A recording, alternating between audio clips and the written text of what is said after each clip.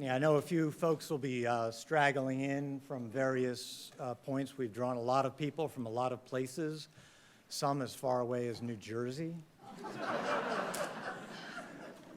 The others from a place called the Bronx. Thank you all for being here. Welcome to this evening's event, A Moral Economy, Faith and the Free Market in an Age of Inequality. My name is David Gibson, and I'm the director of the Center on Religion and Culture, and I do want to thank you all for being here. Now, as the saying goes, we live in interesting times. Since we started planning for this event many months ago, news about the clergy sex abuse scandal has obviously come to dominate much of the Catholic discourse. And sadly, that discourse has at times been exploited by those who would seek to use the scandal to advance their particular agenda or to obscure all of the other necessary things that the church does. Obviously, the church at every level can and must address the abuse crisis in all its manifestations. Here at Fordham, we are already taking that mission seriously. Even before this latest outbreak of news and round of revelations, we at the Center on Religion and Culture were formulating plans to stage a conference on the abuse crisis, lessons that we've learned and are apparently still learning. And in light of all that's happened, we've accelerated that timeline and are planning to hold a conference in February. I've been working on this project with Father Hans Zollner, among many, a German Jesuit who heads the Center for Child Protection at Rome's Gregorian University, also a Jesuit university of some renown. Father Hans is also a founding member of the Vatican's Pontifical Commission for the Protection of Minors. Zollner is highly regarded by both victims and by church leaders, and his focus on both the specific policies that are needed and the wider reform of the church's culture that are integral to addressing the roots of this crisis are also two principles that I expect to be central to our joint effort here at Fordham. Stay tuned for details. Now, even as this necessary discussion about abuse and accountability continues, we must also recognize that the Catholic Church, in its communities, in our parishes, in our families, and in our Catholic universities like Fordham, can and must pursue the related work of justice and mercy in so many other arenas. Some say we can't speak about any other issue until we solve this issue. I don't agree. We are capable of being a both-and church.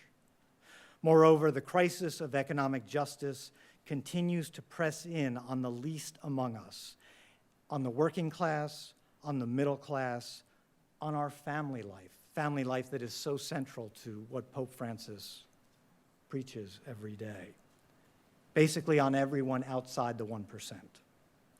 The Catholic Church has much to say on this issue, of course, and Pope Francis has led in making this issue of economic justice central to the wider conversation. Here in the American Church, Cardinal Tobin of Newark has been a leader, a true leader in promoting and embodying Francis's message. And we are honored to have him here this evening to offer his thoughts on a moral economy. As a side note, I'd also say it's great to have someone from my own home state of New Jersey. Further evidence of Fordham's broadening cultural horizons. And also as a side note, just, it's great to have Cardinal Tobin here, but as an indication of how important it is to have him here. Just before we came in, Tim Buffard, assistant to Father Mick McCarthy, told me that this morning he won the Hamilton lottery. 2 tickets to see Hamilton tonight. Tim said, no, I got to come see this event. I had the same reaction, I know.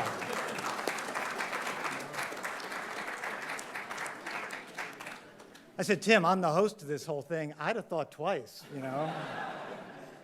Cardinal can handle this on his own. In any case, following the Cardinal's talk, Jeff Sachs, the renowned economist up the street at that other university called Columbia, a regular visitor to the Vatican, in all seriousness, a wonderful intellect, great consultant there at the Vatican on issues like climate change as well as economics, will deliver a presentation further explicating the serious economic situation and possible remedies. Then we'll have a discussion moderated by Christine Emba of the Washington Post.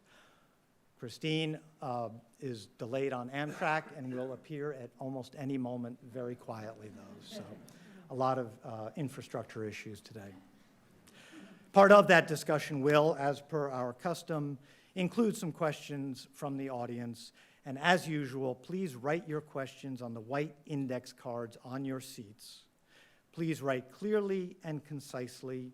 If we can't read them, we can ask them. Make them on point and to the point. Now, please join me in welcoming Cardinal Joseph Tobin.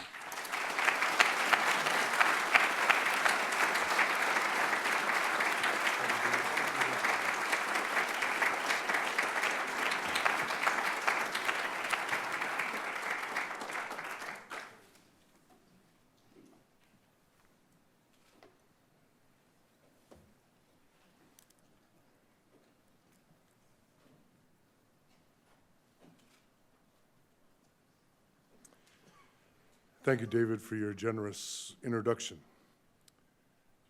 Tim, wherever you are, I would have taken the tickets. And David, I'm grateful, too, for you naming the elephant in the room.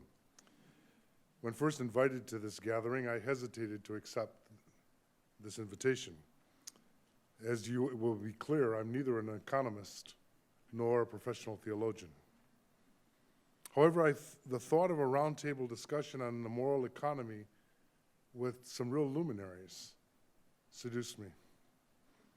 I saw a singular opportunity to learn. But then came the horrible revelations of this past summer.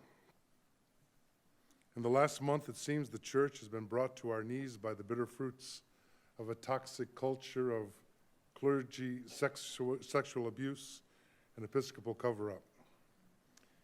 As Catholics, we look on aghast and ask, how was it allowed to get like this?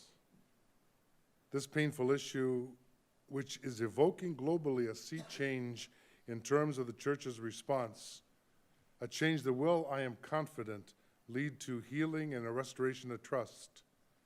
This issue is not the one I'm going to speak about tonight. Not speaking about it feels a little like talking about faith and economy the week after 9/11. I'll do my best. Let me begin with the memory of a brush with death that happened to me on Christmas Eve, 2013. I was driving around my workplace, the city of Indianapolis, carrying out some last-minute Yuletide obligations. I was listening to a talk show that featured a conversation between a brother bishop and a well-known nationally syndicated columnist. The writer was a Catholic, and she was quizzing the bishop, the good bishop, about the apostolic exhortation, really the programmatic statement, of the new Bishop of Rome, Francis. You know that statement, it was called the Joy of the Gospel. The writer's questioning did not conceal her anxiety over the content of the document. Less than a month after its publication, the letter had already produced some vocal critics, particularly, and I would say almost exclusively, its fourth chapter, which concerned the social dimension of evangelization. The writer mentioned that portion of the letter sounded like a study in economics that would have been better served by including statistics, graphs, tables, and the like. Other critics interpreted Chapter 4 as a thinly disguised attack on capitalism. According to the journalist, many of her readers confessed to simply being baffled by it. Was the Pope criticizing the United States? Was he a socialist? The good bishop sought to reassure the perplexed writer and glibly observed, "He's from Latin America. They all talk that way." That's when I almost drove into a ditch. The prelate's dismissal of Pope Francis, whom I had met 8 years before, seemed to have been based on a sort of crude chauvinism. But perhaps the bishop had a point. Like all of us, Pope Francis's vision cannot be neatly truncated from his life. He's nobody's fool. As a son of the global South, he has seen the game played for too long for him to sugarcoat. He knows that scarcity begets scarcity, and that people who feel abandoned by their brothers and sisters soon join in on the action of unraveling solidarity. There is no doubt that Francis's rhetoric can be blunt, as he demonstrated in a video conference to an assembly of community organizations that met in Modesto, California last January. This is part of what he said. The system's gangrene cannot be whitewashed forever, because sooner or later the stench becomes too strong. And when it can no longer be denied, the same power that spawned this state of affairs sets about manipulating fear, insecurity, quarrels, and even people's justified indignation in order to shift the responsibility from all these ills onto a non-neighbor. Recalling the question in Luke, who is my neighbor? Presuming that there are some who are not. Such apparently apocalyptic discourse alarms or angers many. Like his teaching on the issues around ecology, Francis's statements on the economy are caricatured as clerical meddling in secular and scientific spheres. Now, the Second Vatican Council certainly recognized there are spheres of earthly affairs that have their own laws and logic. But it is also true that Christian faith has a public dimension that includes a witness in the public square and in the marketplace. Now, my very modest contribution to this evening's program is to consider with you 3 questions. Why does the church demand a voice in economic affairs? Then, thinking of Catholic Christianity's most well-known spokesman today, we might ask, what is Pope Francis trying to do when he speaks about economic justice? Finally, what are his principal points of emphasis? And this third question is the clearest nexus with the subject of this evening. And finally, what might we think about doing as we walk out tonight? I'll warn you, I never say in conclusion, because someone once defined second wind as what happens when a bishop says in conclusion. Let's begin with that first question. Why a voice? Why should the church exit from the sacristy and say something in the marketplace? The 1971 World Synod of Bishops famously observed, action on behalf of justice and participation in the transformation of the world fully appears to us as a constitutive element of preaching the gospel, or in other words, of the church's mission for the redemption of the human race and its liberation from every oppressive situation. They weren't just Latin Americans who signed on to that one. However, in his encyclical Deus Caritas Est, Pope Benedict XVI maintained that it is charity, not justice, that is constitutive of the church's mission. For his part, Francis would justify his church's interest in the social dimension of our life with these words. It's his opening salvo in that famous chapter 4.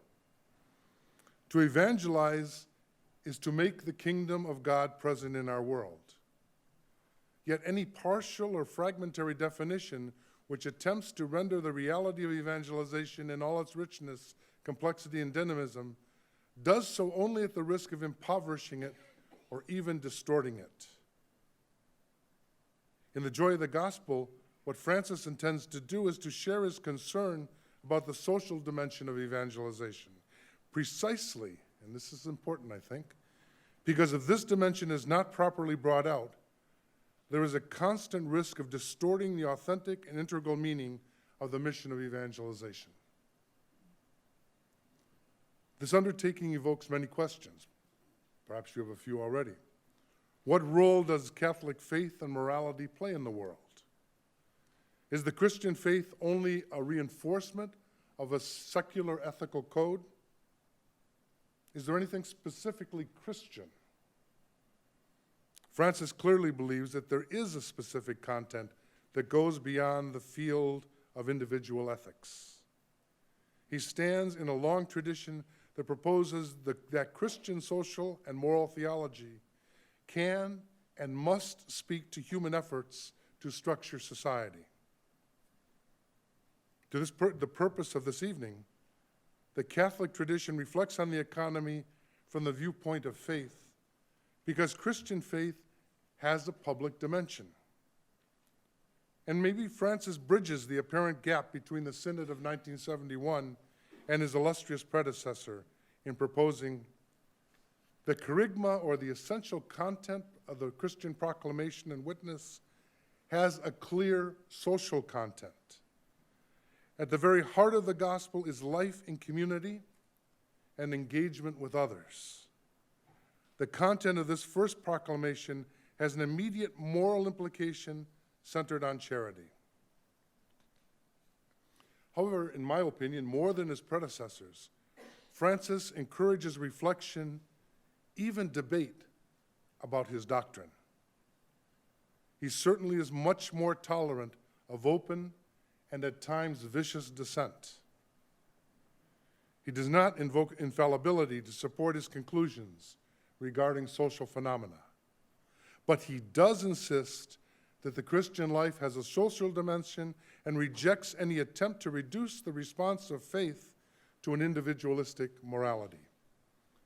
I think he would agree with a friend of mine who says, if my life of faith is me and Jesus, it may be only me.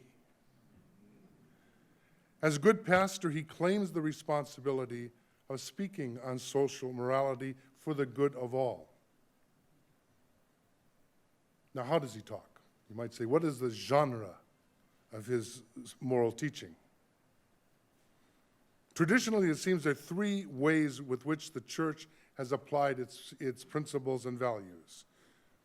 And I think you can argue that the three modes or functions correspond to the three missions that each disciple receives at baptism and the community possesses collectively. There is the prophetic function, which denounces the distance between human decisions and structures and the revelation of God. The church denounces social injustice, the violation of human rights, and the dignity and the structures of sin. This prophetic function was introduced by the great figures of the Hebrew Scriptures, people like Amos, Micah, Jeremiah, Isaiah, and other prophets. The people of Israel were called to a prophetic vocation. By living faithfully their covenant, their values and behavior would witness to God's reign. Jesus exercised a prophetic function and called his disciples to be salt and light, forces that gave flavor, function, and light in the world.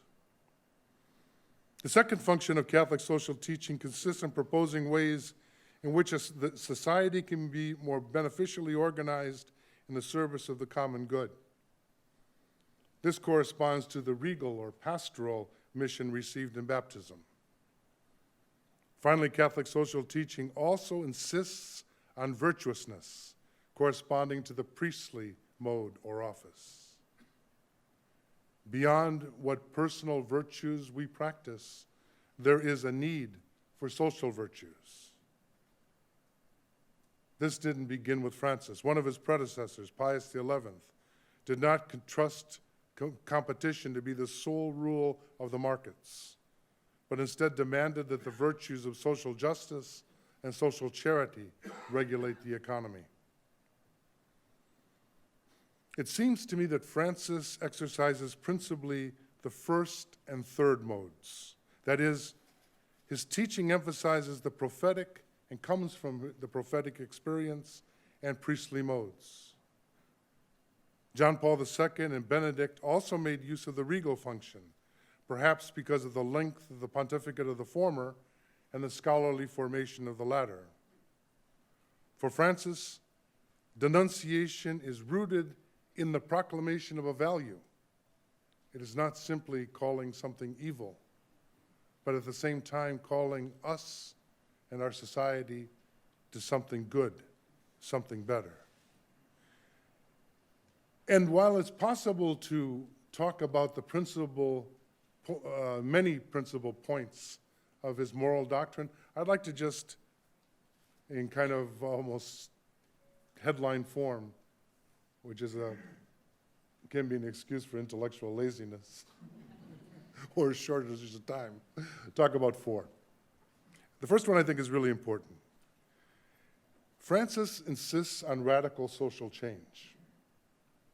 But the starting place for the change is not the center, it's the periphery. He's always inviting us to go to the existential peripheries of life. Now, if you ask me to define, like somebody might, what's a periphery? Well, one of the easiest definitions for me, which I think is faithful to his thought, is it's a place that's hard to see. If you look what people, the injustice in the Gospels, it's not that people are overtly and programmatically oppressing the poor. They just don't see them. That's the point of Matthew 25 that should keep us sweating. That's the point of Luke's story of the rich man and Lazarus. The fellow ate well every day. He never saw the guy at his gate, at least in my reading of that parable. So, the topic of this evening, an age of inequality, I think invites us to look at what inequality really means. And I think a clear and humble view of it will tell us that it's people we don't see at all, or people whom we don't see for whom they are. I recall in my misspent youth as a young priest working a lot in cursillos, mostly in the Hispanic community, but every once in a while in an ecumenical cursillo. And I became great friends with a young African-American guy in Detroit. I remember his name. I haven't seen him probably in 35 years, but his name was Oliver Washington III, Ollie to his friends. And one night he said to me in our preparation, he said, "Joe, do you love me?" And I said, "Sure, Ollie, I love you." He says, "Does my being black have anything to do with it?" And I gave it time what I thought was the proper liberal response. "Oh no, I don't even see that." And he looked at me with great compassion. He said, "That's my point. Can you love me as a black man?" And I realized that seeing someone with the eyes of faith is to see it all, to see their history, to see what makes them whom they are. And so Francis is asking us and people who want to think about economy to go to the periphery and see who's there and try and recognize them for whom they really are. Francis does that because that's how God acts.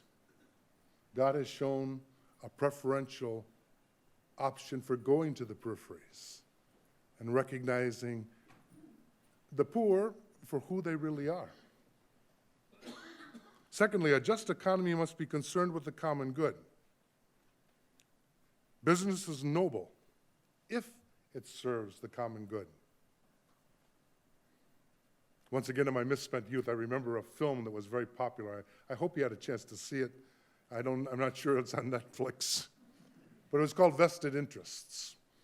And it was a story of multinational corporations. And it was a very interesting montage of the film. The interviews with the CEOs of these multiple were all in black and white. And then the scenes of people, the workers, their families, whatever, was in color. And at first I thought there was a defect in the film the first time I saw it. Then I realized, no, it was a clever way of symbolizing worldviews. And it begins with an interview with then the CEO of Castle & Cook, which is one of the big agribusiness corporations. And he said very simply, the day that a corporation thinks more about the good of society than it does its bottom line is the day that corporation goes out of business. Francis says, no, a just economy must be concerned with the common good. And business is noble if it serves the common good. For Francis, work is noble. And so he consistently calls for societies to be concerned with sources of work, what he calls fuentes de trabajo, that will give people dignity, allow them to support their families. And he says that subsidies, whether they're granted by the state or by private philanthropy, can at best be seen as a provisional measure taken until the state, the society, can provide a real job for people. And finally, he stresses the instrumental nature of economy. It's meant for something else. It can't be, in and of itself, the end. And so we ask ourselves, well, then what? Well, getting towards the end here, I think the first conclusion that I would draw from this is the importance of education, of formation. It's not enough to simply denounce injustice. G.K. Chesterton once observed that what's wrong with the world is that we do not ask what's right. Francis frequently argues that today's world has an understanding of the human person that is limited to his or her ability to consume. The Catholic tradition calls for integral human development, meaning a society governed by decisions that promote the flourishing of the whole human person. To promote such a moral framework, a recent document from the Holy See suggests that we look again at the importance of education and formation. The document says, we have within our reach important instruments capable of contributing towards the solution of many problems. For instance, the markets live thanks to the supply and demand of goods. In this regard, every one of us can influence in a decisive manner by giving shape to that demand. In this regard, universities and business schools, like this great institution, should foresee and provide as a fundamental element in their curricula a formational dimension that educates the students to understand economics and finance in the light of a vision of the totality of the human person, avoiding a reductionism that sees only some dimensions of that person. An ethics is needed to design such formation. The social doctrine of the Church would be of considerable help in this connection. Secondly, to live in solidarity. Understanding church teaching is the first step. Going deeper still is being mindful of the role it plays in one's daily life, of understanding that no area of human activity falls outside liberty, truth, justice, and solidarity.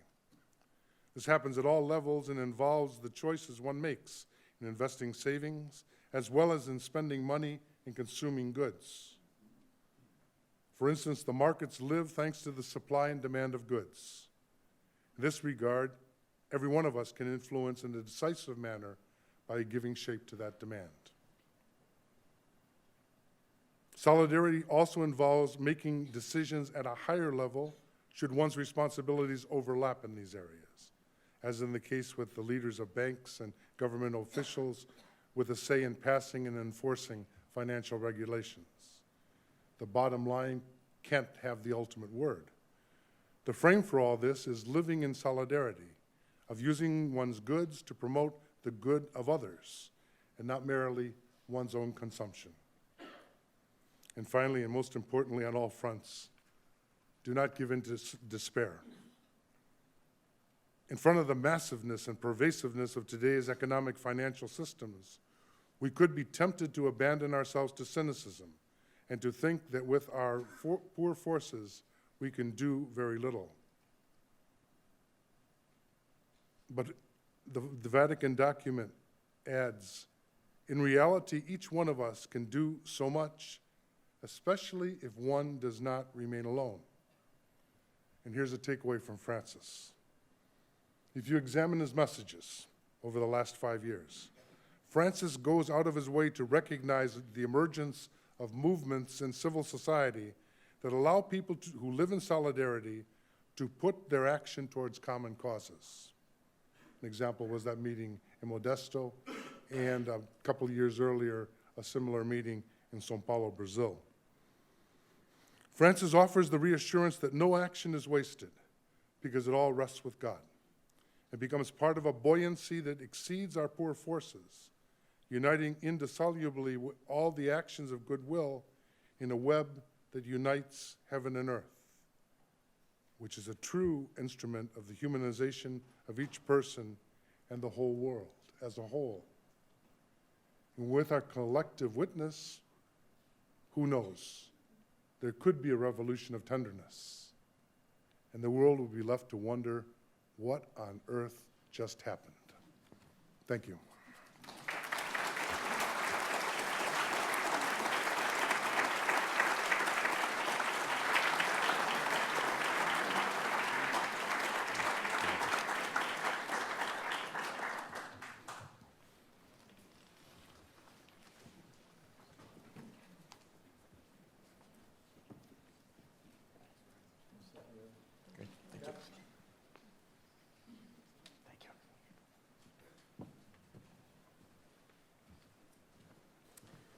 Good evening, Cardinal Tobin. Thank you for those magnificent words and for the opportunity to share some thoughts about moral economy from an economist, so forgive me.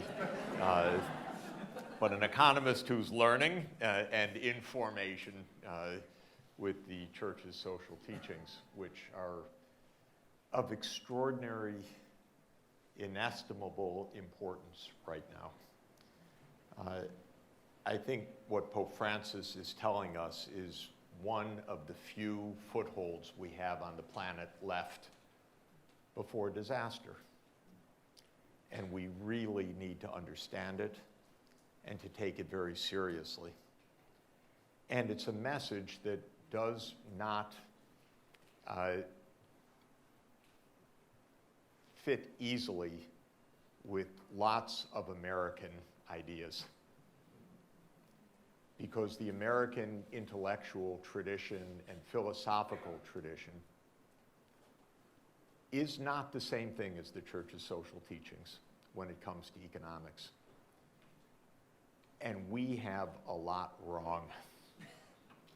And that's why there's a lot of pushback, partly individual greed and power and abuse, but partly ideas that are received in our community, in our country, not deeply reflected on, but almost taken as part of our normal way of thinking about things, that have become self-destructive and very dangerous for us. And I regard what Pope Francis is telling us in his great messages like Evangelii Gaudium, which Cardinal Tobin just referred to, and in Laudato Si, as crucial for our survival right now, not less than that. The church has been grappling with this question of the market economy and morality, of course, since Jesus himself, though we didn't have a capitalist market economy, but we had injustice and we had poverty and we had the challenges of inequality. But in modern times, for the modern economy, the church has been grappling with this question, I think it's fair to say, since 1891, Rerum Novarum. And Rerum Novarum was an encyclical of Leo XIII about new things, Rerum Novarum. And what were the new things that Pope Leo XIII was referring to? It was the new things of industrialization. And so the church began in a very remarkable way to attempt to understand and confront the realities of a modern industrial economy. And my feeling, and coming from outside the church's tradition, but coming to love the church's social teachings, a series of great encyclicals has made a unique contribution to clarifying our state of affairs in the world, and a vital contribution that cannot be found almost any other place in global society. And this tradition from 1891 through several very important statements, and I would add Laudato Si as one of the great messages of our time, one of the very most important messages of our time, tell us things that we will not hear about the economy almost any other place. And I guarantee you will not hear it in an economics department. You will not hear it in a business school. You will not hear it in our public discourse. You will not hear it by our congressmen and senators. And so we have to listen and understand very clearly what are these messages of the social teachings, why are they special, and why do they rankle the American sentiment? Because they do. The American sentiment is not a Catholic tradition. It is a Protestant tradition that came in a very particular line of thought, which is, in my view, a little weird. So let me explain that, if I could, just to take us back and then to take us briefly through what I regard as the critical messages of the social teachings. You could say that the modern economy is about 200 years old. I like to date it to a famous year, 1776, which you know is especially an important year because it was the year that James Watt patented the steam engine. It was actually famous for other reasons. I'm sure you're thinking the second most important reason was that Adam Smith published The Wealth of Nations that year. And there was a third reason I acknowledge, and that was that Gibbon published The Decline and Fall of the Roman Empire. And something else happened that year also. So it was a rather extraordinary year, and one could say that the industrial era began at that time. But I think it's right to say, by the way, that capitalism began a couple hundred years earlier. And I would date capitalism actually even to 1492 in a way, because that was the birth of the global economy. And global capitalism began with the voyages of Columbus and da Gama. And modern capitalism, one could say, began with the East Indies Company of Britain, formed in 1600, and the East Indies Company of Holland, formed in 1602. Now, why am I taking us back all the way to then? Because the birth of corporate global capitalism was not nice. It was a mobilization of greed and force for accumulating wealth, and it was ruthless in its birth. It was incredible in the energy that it unleashed. People would cross oceans, cross continents, go into the most distant lands in incredible peril to make money and to form global industry for the first time. And many of these industries were based on a good modern principle of business, addiction. Europe became addicted to sugar, and so it created slave plantations in the Caribbean in the corporate form. This was really one of the first global enterprises. So capitalism did not have a nice start. It was harnessing self-interest and greed, and all the energy that comes out of that, because it's real, that is a real motivator. And it created a scale of global economy that had never been seen before.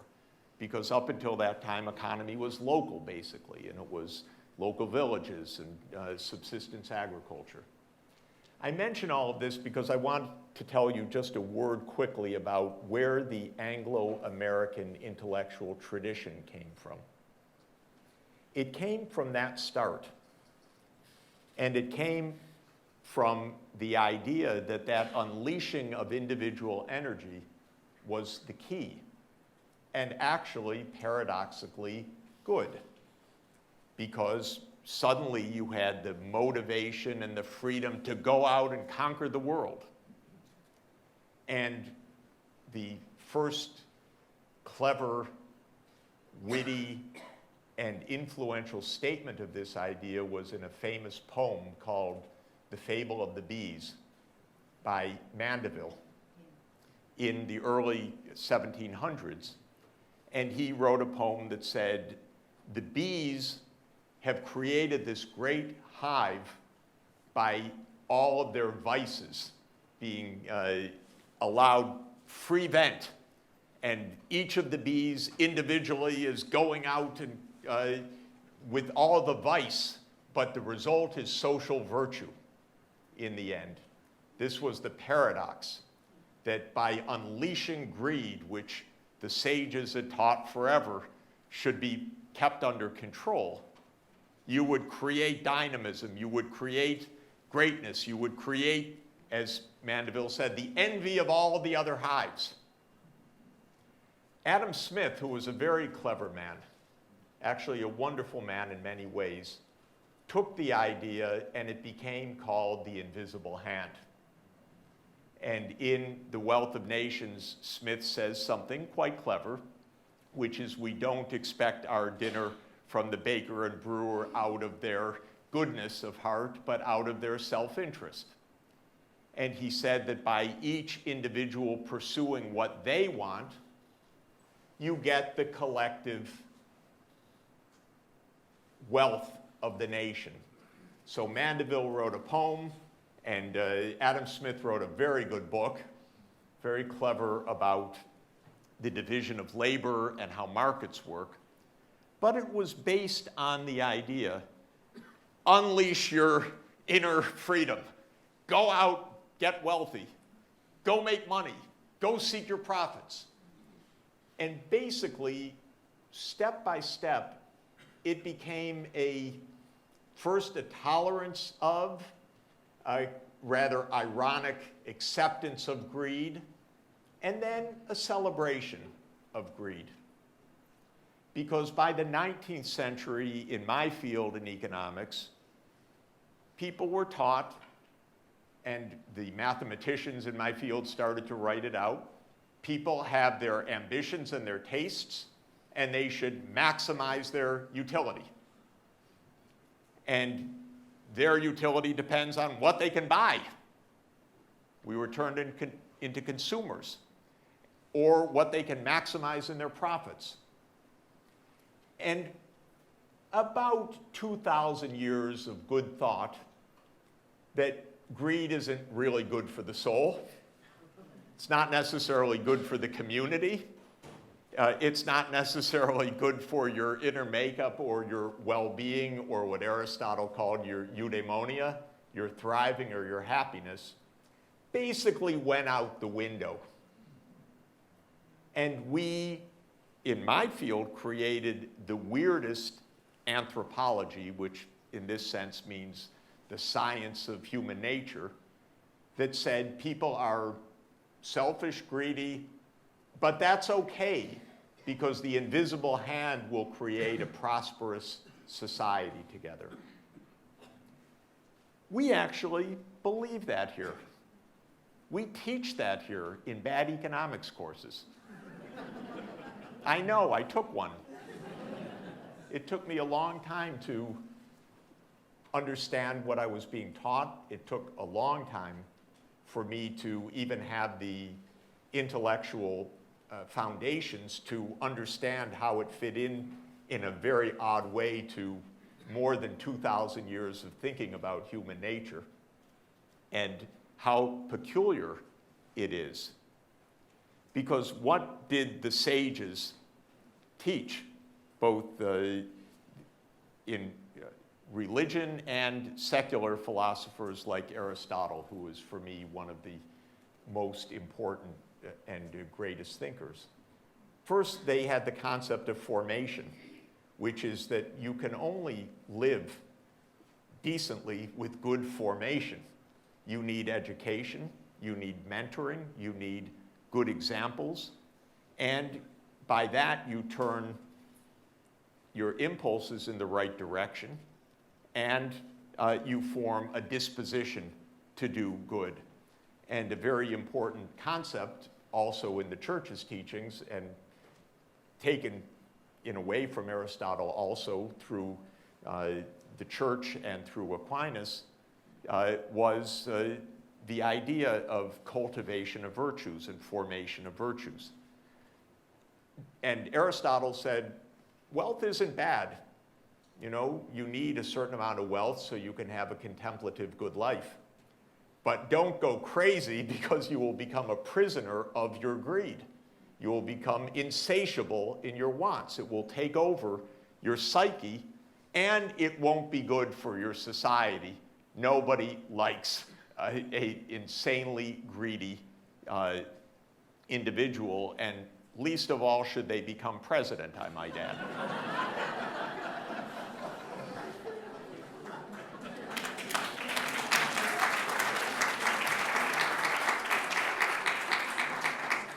So this became our tradition, and it culminated in what Aristotle would have called a category mistake. And that is the idea in America that Ayn Rand, who is a third-rate novelist, is a philosopher. Because she taught the horrifying end limit of this.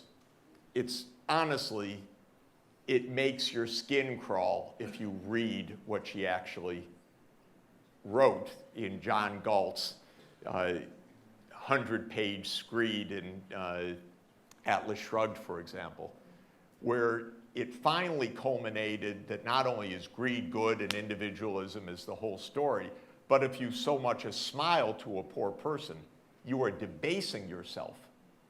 You are making yourself a prisoner to that beggar, to that taker. I don't know if half the Congress believes this, but it's not a small amount, including the Speaker of the House. It's unbelievable. So there's really something weird in the air in our country. And we need to understand that.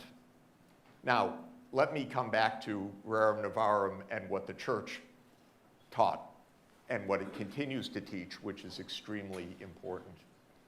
The first thing was the church, and it's actually almost the whole thing, although it's so beautifully analyzed and discussed in many different facets. But the church said in 1891, market economy is okay. It gives human freedom. It can be efficient. It can create incomes. It can create jobs. But it is not the end in itself. The end, the telos, as Aristotle would have said, the purpose, as Cardinal Tobin said, is human dignity and well-being. It's the common good. And so the church said in 1891, market economy, but within a moral framework. The moral framework means the common good as defined by dignity for all. Great. We need to keep the moral framework of our economy. And it has slipped the tethers. And in this country, and strangely, it's an Anglo-American thing because of this philosophical direction, which already going back, I won't go into the whole thing, but going back to Hobbes, rejected Aristotle, said people are miserable, there's no good to be had anyway, so they ended up, you might as well be greedy. Because everybody's miserable and fighting each other anyway. And if we were a kind of minor country in the world, we'd be viewed as odd by others, and we'd probably get over it. But history, for a number of interesting reasons, gave global dominance to the Anglo-American approach to the world for 2 centuries.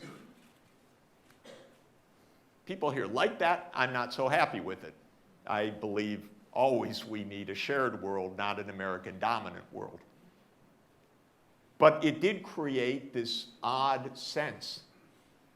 Go at it, greed is good, the market is it, and we have our wealth and power to prove it.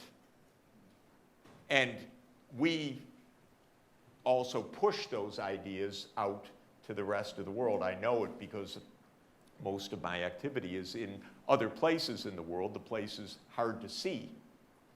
And it's weird what we do.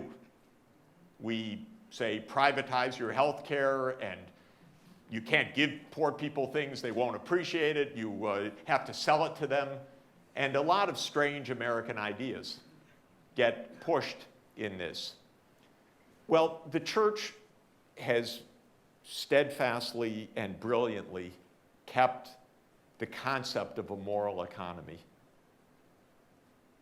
with Pope Francis being the world's most important spokesperson and visionary for this idea at a time when we desperately need it.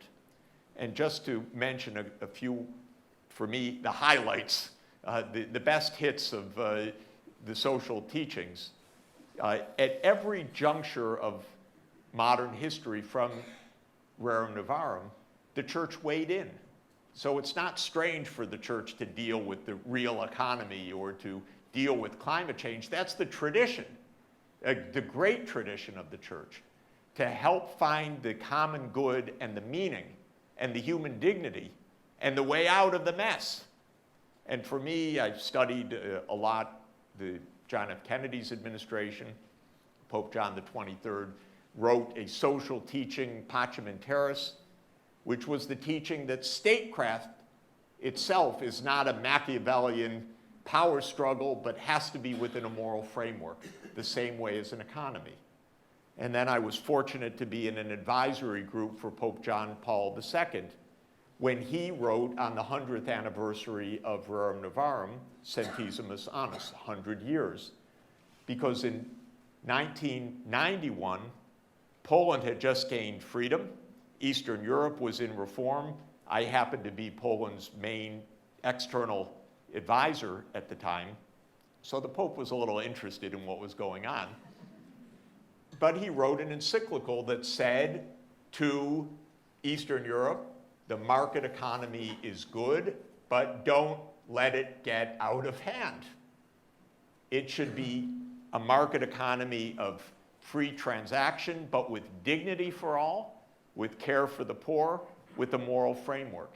And one of the basic ideas is private property rights are not inviolable. They are not at the top of the peak, they are instrumental. And when private property becomes inimical to human dignity, because people are starving, for example, you better stop the property rights and help the poor people who are facing the injustice.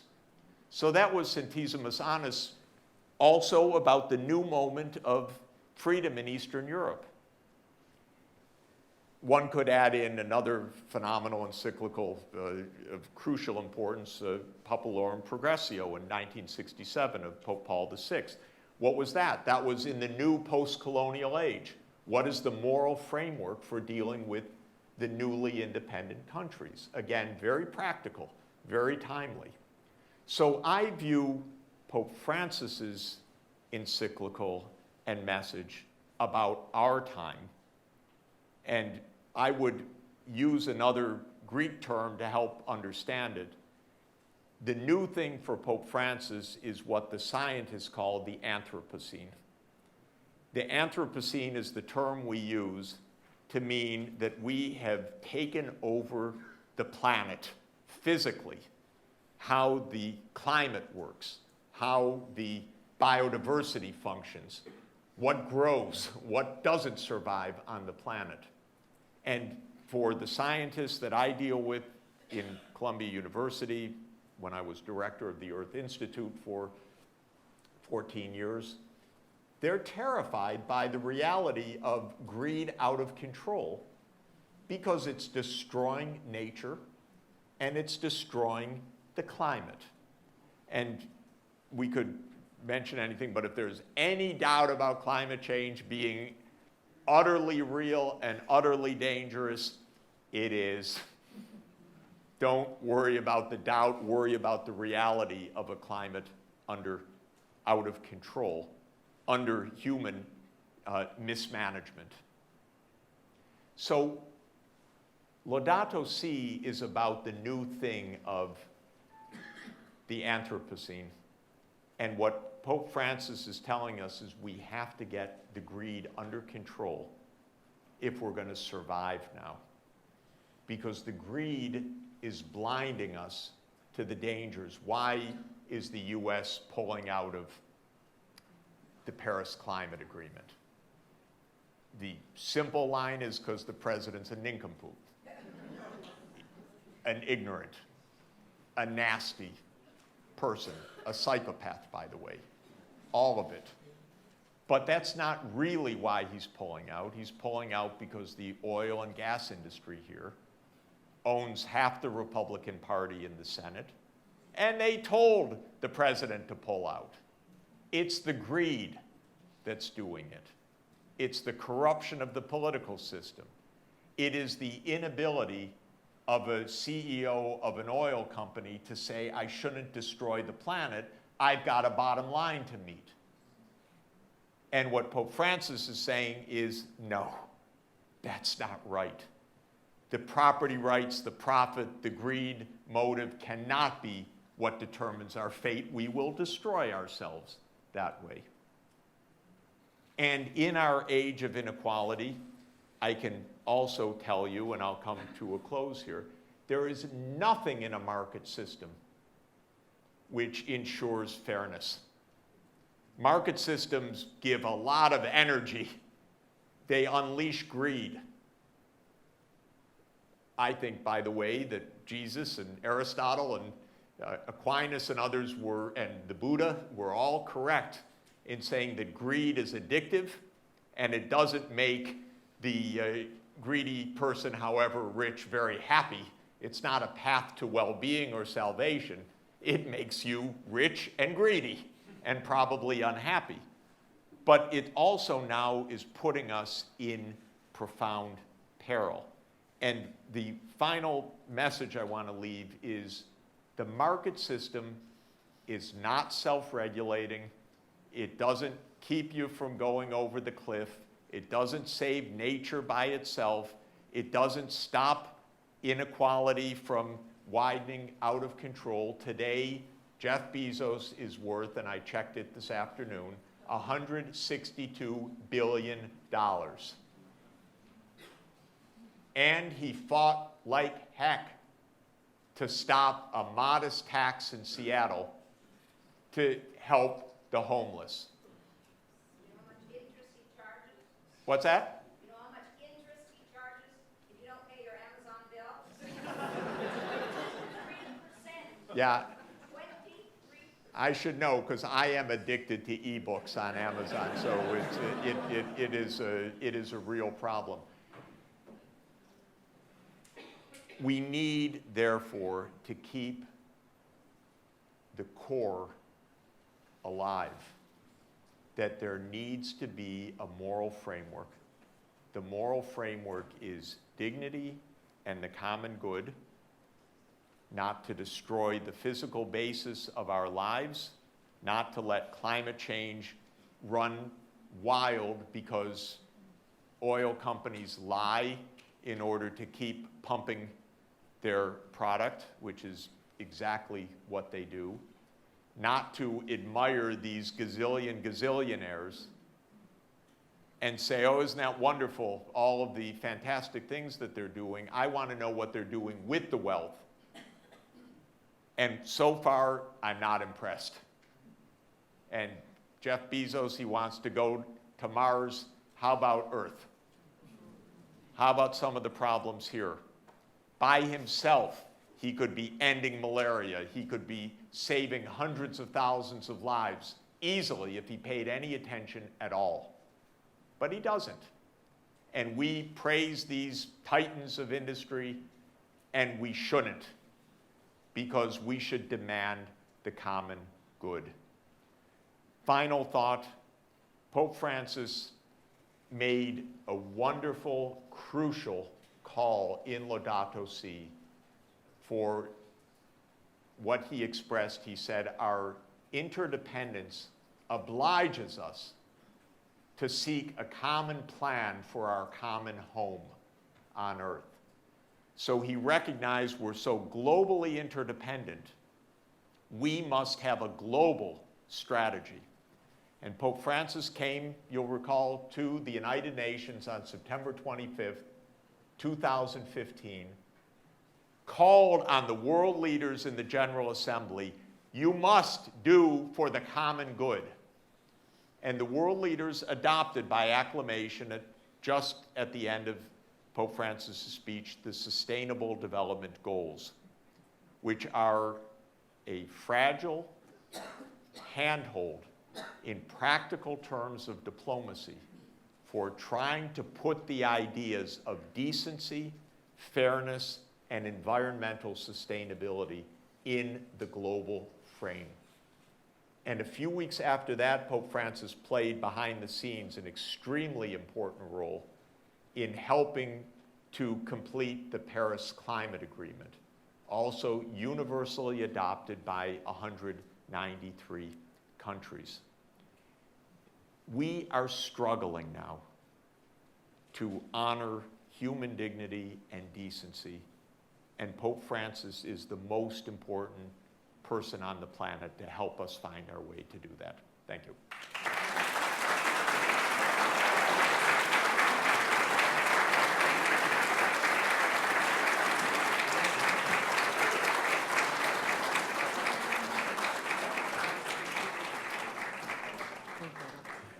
Jeff Sachs, thank you very much for that on-point and inspiring presentation.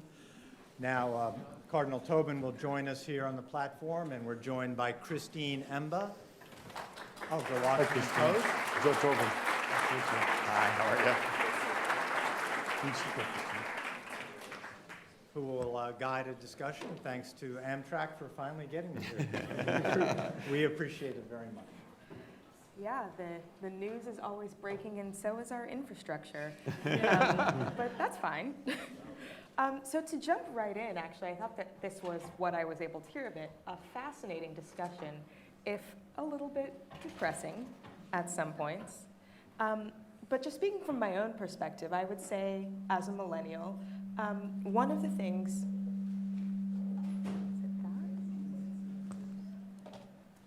that I've been seeing a rising amount of interest in both in the church and in our political system, is an interest in socialism or democratic socialism, or some somewhat more involved economic system than the market economy that you, Professor Sachs, say is so productive. Cardinal, does the church have a preferred economic system? Do you? Those are two different questions, Christine. The church does not have a preferred economic system. It's never in its history that I'm aware of officially espoused a particular way of structuring society. It does have principles, and it says this is what an economic system should do. So, people who believe, and I think there are some good Catholics who believe that John Paul II baptized capitalism, failed to read the whole thing, where he has some rather savage critique of it, as well as a sort of state-run economy that ultimately makes people cogs in a large wheel. So no, there isn't. Do I have a favorite economy? No, I don't think I'm that sophisticated, but I do have some idea what works and what doesn't work. And I'll say that. I'll leave it to the professor maybe would want to answer that. Fair enough. Professor Sachs, I saw you nodding along. So just to be clear, I said incredibly productive and incredibly destructive. And that's the paradox of an unbridled market economy. I think that if you look for the practical secular application of the church's social teachings, you would say that you would look for a system which finds a middle way between the capitalism as everything market Ayn Rand version, and certainly at an opposite extreme, a centrally planned and owned economy which denies dignity and doesn't work. And I can tell you with my own eyes, I've seen, and my wife grew up in one such economy in Czechoslovakia, it doesn't work. So a market economy makes sense, and again, Leo XIII recognized that way back, but he said, not the free market economy, the moral market economy. And countries that do best on this are countries that say, yes, markets, but we take care of people also. And government is not an enemy, it's an expression of the common good. And government is looked to in the positive sense to provide necessary services, necessary protection, necessary regulation. The idea that government is the enemy is both factually very dangerous and distinctively this Anglo-American odd tradition, by the way, because almost no other part of the world really takes that view.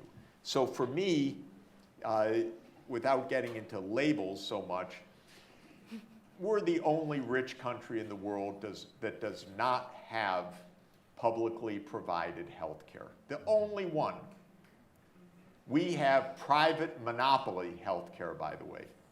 The costs are twice what other countries pay because, and I can tell you as an economist, these are local monopolies here. And because we tell the drug companies, sure, charge $1,000 a pill, even though your production cost is $1. That's the market way.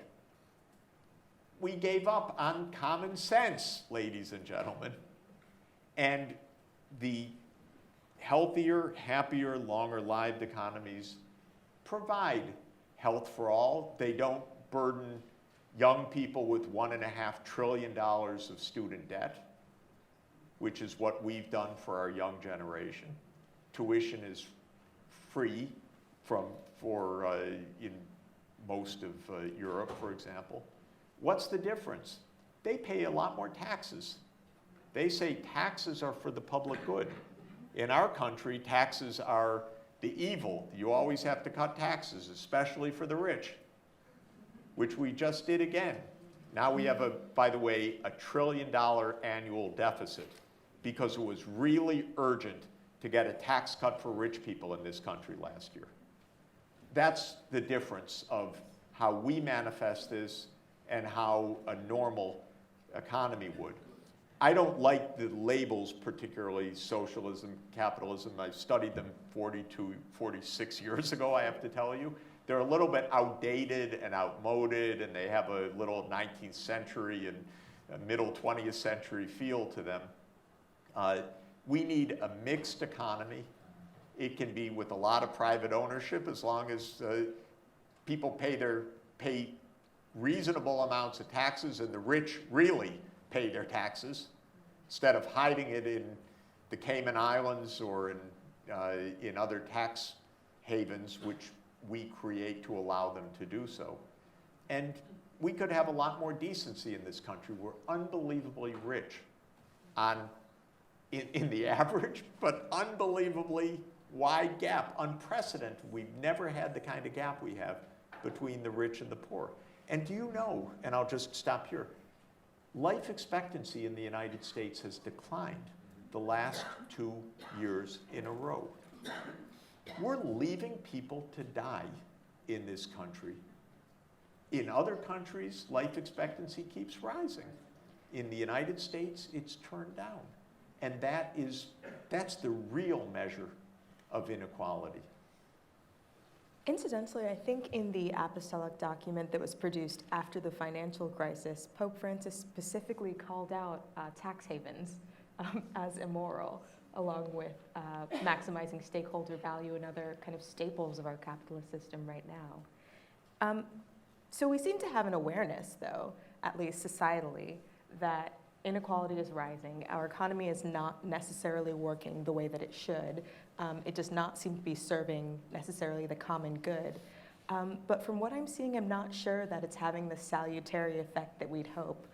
People aren't necessarily circling around for better policies. We're seeing economic inequality used to divide.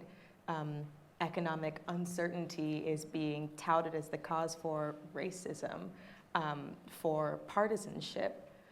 Are there certain moral ills that are brought to the fore when inequality rises? And how do we counteract those? Well, you know, I have 8 sisters, and they're all really bright, and they used to have books, and I'd steal them from them. And one of them was doing her undergrad in history. And she had an interesting book one summer on the Allied bombing policy in the Second World War. And I found it very interesting and perhaps applicable today. Because the argument was that in order to do inhuman things to people, you have to take away their humanity first. Because the author demonstrated fairly conclusively that at the entrance into the Second World War, the United States was very strict. It vowed it would bomb only military targets. That policy shifted in the middle of the engagement. And at the same time, the propaganda had to change to reduce the enemy to something less than human. So you reach a point where General Curtis LeMay, after the horrific firebombing of Tokyo, which killed more people than I believe both nuclear attacks, said it showed what we were able to do last night shows that the Japanese, when properly kindled, burn nicely. Now, he couldn't have said that in 1941 because the people hadn't been prepared. And I look sometimes at the reality shows. You know, that was something, I was out of the country for 21 years and came back and found there were reality shows. Perfect example of where we are today. And a lot of them are about the poor and lampooning them and pointing out all their vices and their bad habits. And the argument is, you don't have to help people like this because they're less than you are.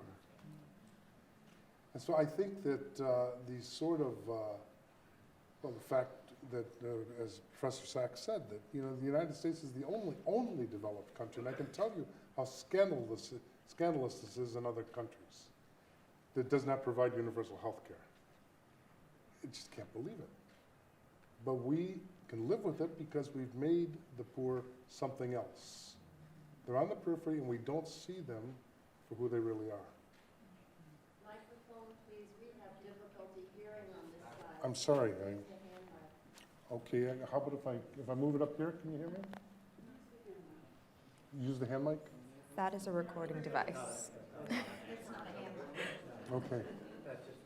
That's for the recording, I think, for the video. Sorry. Sorry. Yeah, I'll speak loud. Okay. So, Oh, there's him. perfect. Just turn that on. Turn this one off. Okay. Why don't you ask Professor Sachs a question? Technology. Gotcha. From the markets. We're learning so much.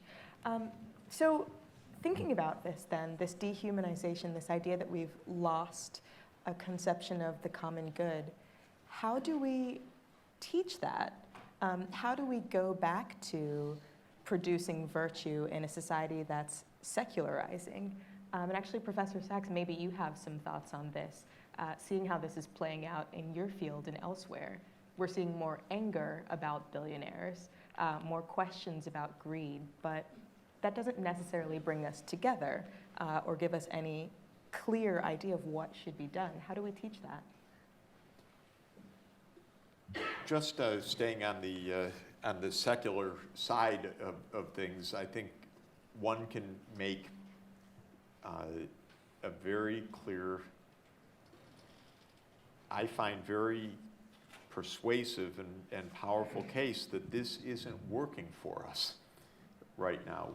We're not where we want to be as a country, and it's not making people happy. It is not making people satisfied with their lives. We have a massive decline of our social capital in this country, and all of the addictions which we know about, the rising suicide rates, the opioid addictions, and so on, I think are part of this phenomenon, this kind of unraveling that we're seeing.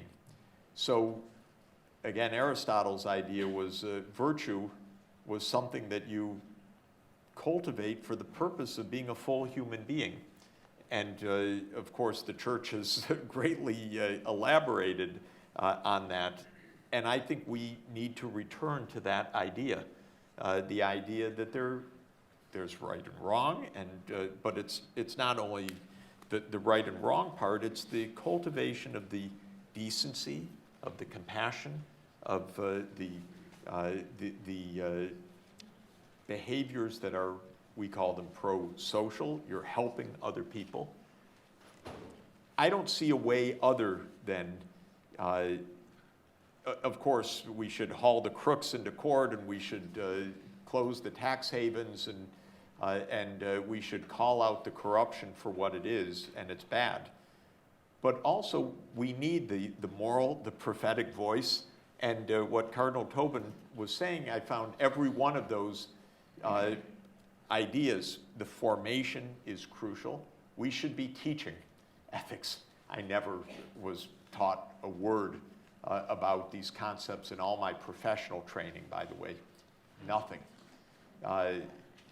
All through PhD program, teaching at Harvard University for 20 years, teaching at Columbia University. You get it on your own or you don't get it at all. And that's odd, by the way. We're falling apart a little bit about that.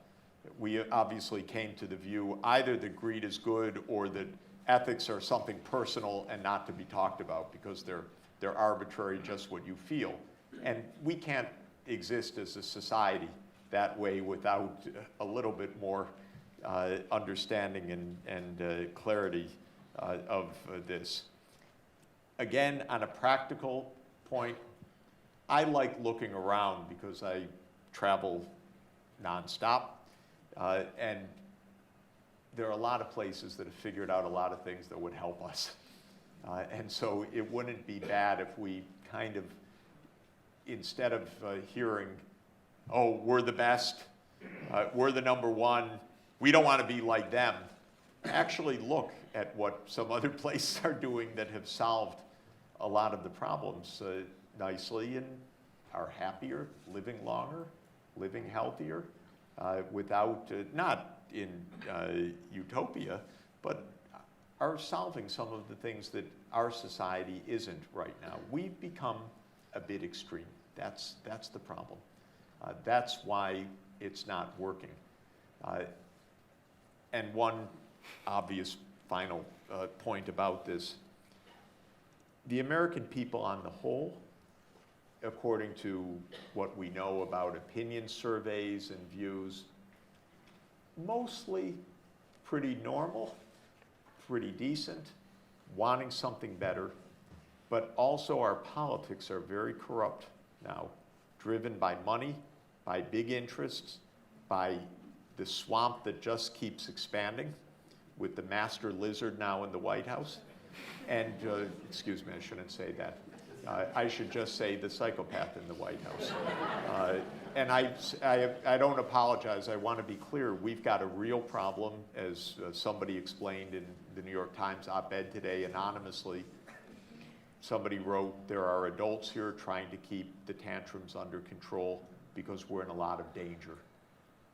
Was posted today in the New York Times. I believe that to be true from close observation.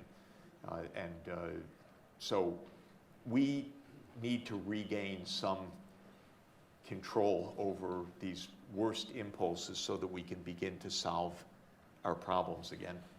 So oddly in that op-ed, actually, the anonymous author, apparently there was an op-ed published in the New York Times today by an anonymous... Sorry about that. Didn't mean to mention the You know, competitor. some but, people get scoops sometimes and we get them the rest of the time. It's fine. We're all serving the greater and common good here. Yes. In covering this presidency. One of the notations, though, that this anonymous commenter made was that, you know, don't get me wrong, Trump is amoral. He's, you know, a danger to our democratic health. But he's cut back on regulation and instituted tax cuts, so he's still done pretty good things, which was an odd justification, I thought, for defending an otherwise seemingly, from this letter, indefensible administration. Good textual reading. I agree with you. I'm an editor as well as a columnist. Yep. But Cardinal, so to this question, actually, what does the church do to model, I guess, this better sense of a moral economy or the common good?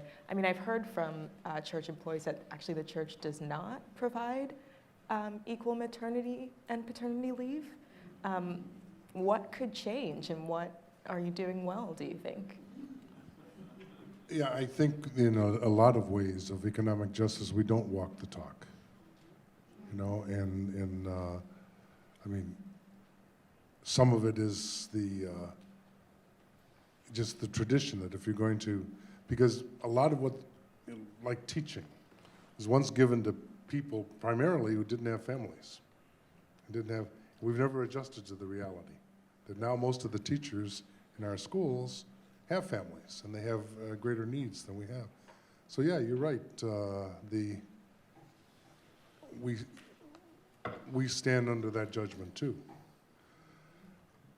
I think what the church can do and what it does when we're at our best is that we make conscious choices to be in those marginal situations and to listen to marginal people, and most importantly, to give them a face. And I probably err a lot on the Pollyannish side, but I believe that if we can recognize the common humanity, that's half the game. It's when we reduce people to categories or caricatures or that we're in trouble. So yeah, no, the church has, I don't think we, if we ever claim to be perfect, we can't do that now. So yeah, it's all out there. And, but I think that we're also standing in a tradition of women and men who, if I can use a category, have found holiness in following this particular way. So it's a call to conversion. So a follow-up question on that remark, I suppose. I think it's one that we're all thinking about. The church has to have, credibility to discuss issues like the economy, but the events, I think, of the current past, say, month and a half have done a lot to damage that. In a conversation recently, I think the Cardinal of Chicago said that the Pope has a bigger agenda than addressing these sexual assault claims. What does that mean? Is this the bigger agenda? How do you think we should be addressing those claims? How do you think the church should be acting in order to preserve what credibility it does have? Well, I would say there's no doubt that there's been a tremendous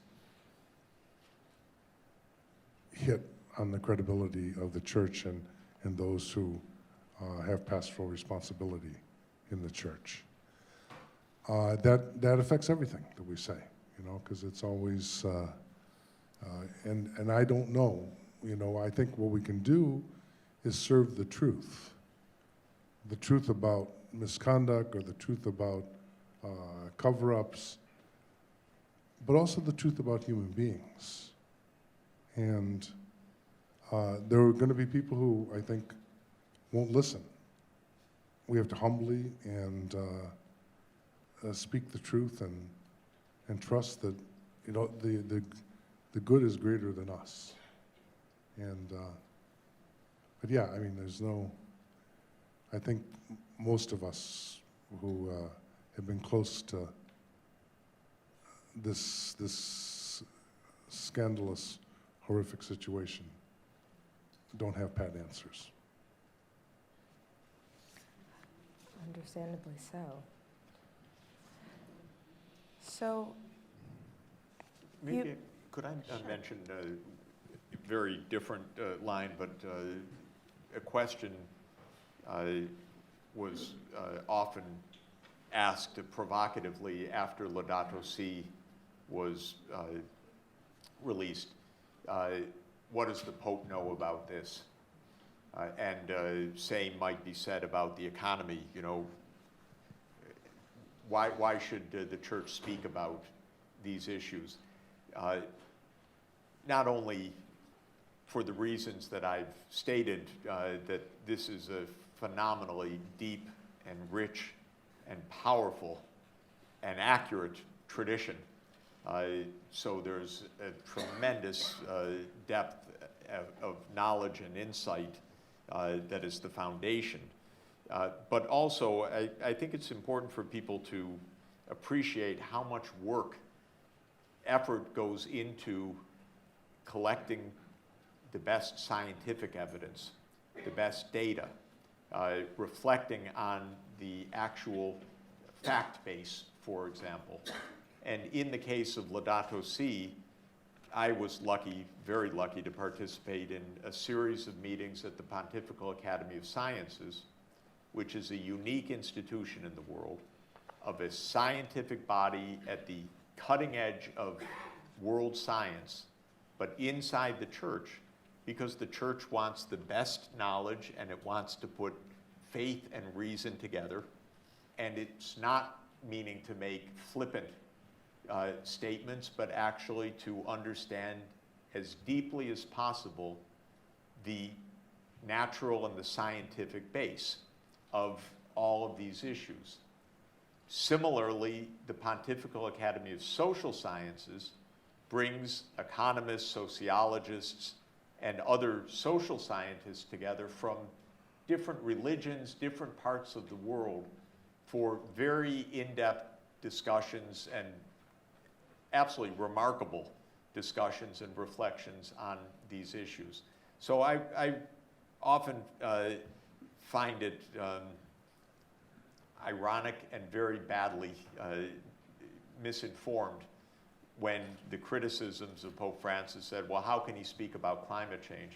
I can tell you that the world's greatest climatologists were in and out of the Vatican for 3 years discussing in depth, debating and reflecting on the realities. And then the Pope took this in moral, pastoral, theological, ethical policy terms also. He didn't pretend to be a climatologist, but he's very good science, very deeply educated in science, but it was based on an extraordinarily rich background. So I just wanted to add that dimension because it's also true across the issues that you see the Pope speaking. I've been lucky to witness the care, the thoroughness, the preparation, and by the way, the ecumenical discussion, because it's across religions and it's across different disciplines as well. And I think it's extraordinarily valuable. I don't know of another religion that does anything like this and is able, therefore, to bring such depth of moral insight and such depth of scientific and empirical insight together. I'm glad that you brought that up, actually, because one of the questions that I have, and maybe Cardinal, you can address this first, is what the church is thinking about the future. This is actually an audience question, but also one of mine. We're thinking perhaps about a future of automation, less work. There are various different proposals for how to deal with that. The idea of a guaranteed basic income where people are sort of paid for existing, other welfare programs. What is the church thinking about in these times? What are the values that we want to preserve as the economy changes? Well, I think that there's a notable magazine produced in this town, I think, and named after America, that actually last year had a whole issue on work, you know, and what can we think of a workless society, you know, that, yeah, I was just thinking of what, you know, John the 23rd's famous remark about how many people work in the Vatican, and he said about half. So we're all moving to the Vatican. In my shop, we used to say he was an optimist. But I think, you know, there are people asking questions. I would suggest there's some that are a little more urgent, and that was some of the things that Jeffrey was citing, out of the questions out of Laudato Si. I think what in my reading of it, what the Pope did for the first time in that document, he did two things really. First, he put the ecological question in the moral sphere for Catholics and anybody else who wants to think that way, but especially for us. Secondly, he clearly links, and I'm sure you've seen this, Jeff, in your travels, environmental damage to human misery. Mm-hmm. And the first ones to suffer are going to be the poor. And you see that the first ones who are going to suffer from the rising seas are going to be in Bangladesh, you know, in that massive delta. And there's several cities that are already threatened. So I think that those are good questions about, you know, the changing economy. Not everybody can work for a .com, you know, what do we do? But there are these fundamental questions about the survival of the human race that I think Francis is raising, and I would argue should be taken seriously. So to follow up on that just very quickly, do you think that the church in America is ready to receive that? I mean, I think that we do have a lot of discussion about the common good and policies for a more moral economy, you know, this discussion that we're having right now, but it has not necessarily translated into our politics. Even some of the most Catholic or Catholic-seeming congressmen and politicians, I'm thinking of one Paul Ryan, do not seem particularly interested in talking about climate change or inequality or raising taxes. How do we make that message real here? I think we have to raise the question, do I have a horizon that goes beyond my political identity? If I don't, if my politics are my identity, well, then I can't even really talk to you, you know, unless I'm feeling particularly benevolent. I think it's not so much, if the commandments come into, it's not the one that we might think of, you know, loving your neighbor as yourself. It really is, from a faith perspective, it's the first commandment. That I'm God, have no other gods before me. I mean, what has the ultimate claim on me? And if we're not able to answer that beyond a political identity, then I think we're really in trouble. And so politics are a secondary question. It's the ultimate claim that I think makes the difference. We heard a nice definition of that by a professor at Notre Dame last week. He called it the religion of money theism. It's catchy. I was going to steal that. And I think that is, I told him that, could I steal that? It's a great title for a book. But I think he got that exactly right. And by the way, just to mention out of curiosity, I know 3 meetings at the Vatican coming up. I'm co-organizing one of them. And then there are 2 others on the future of work topic with experts from artificial intelligence, from the tech industries, and so on. That's the church working. What's happening? What's likely to happen? What does it mean in practice? These are 3 big meetings coming up. Experts together with Vatican officials, together with outside business leaders and so on. Because when an issue is so important, the church's reflection, in my experience, is to study the problem carefully. And also with the great network of great universities that it can draw on, like Fordham and Notre Dame and others, it's a phenomenal capacity to take the moral and the real practical, immediate, new situation that we face, and we really need to keep doing that. So it looks like I only have time for one more question, but I'm going to go with an audience question that I also think will be useful to all of us, hopefully. What is one thing that you would suggest that an ordinary citizen, an ordinary parishioner, do to create a more just and moral economy? Like, what is one thing that we could do today, or next week, perhaps?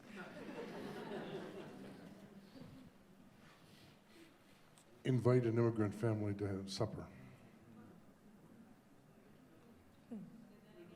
I'm sorry, invite an immigrant family to supper. Listen to them.